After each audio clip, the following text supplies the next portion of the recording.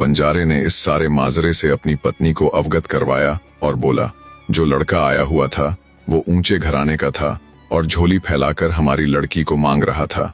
बंजारे की बात सुन उसकी पत्नी बोली, अगर ऐसी बात है तो आपको उस लड़के को हाँ कर देनी चाहिए, हमारी लड़की की जिंदगी बन जाएगी। पत्नी की बात सुन बंजारा बोला, नहीं भाग्यवान, वो लड़का किसी ऊंचे घराने का था, कल को कोई ऐसी वैसी बात ना हो जाए कि हमें जमीन की तरफ ताकना पड़े। अब इसका फैसला तो मैं अपने भाईचारे से बात करके ही लूंगा। शाम हुई और जब उस बंजारे के सारे भाई बंधु इकट्ठा हुए तब बंजारे ने उनके सामने भी वही बात रखी कि ऐसे ऐसे एक नवयुवक आया हुआ था और झोली फैलाकर हमारी लड़की को मांग रहा था।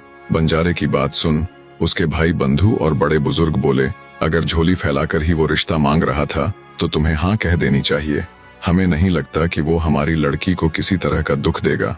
इस प्रकार सबकी सहमति होने पर बंजारा अपनी लड़की की शादी उस रईस बंजारे के साथ कर देता है। शादी के बाद जब बंजारा अपनी नवविवाहिता पत्नी को लेकर चला तो चलते चलते शाम का समय हो गया। उस समय एक स्थान से दूसरे स्थान पर जाने में कई कई दिन का समय लग जाता था।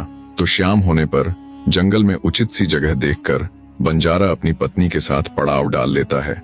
उसी जंगल में एक गांव का देहाती सा नवयुवक अपनी बकरियां चरा रहा था। वहां पास में ही एक तालाब पड़ता था।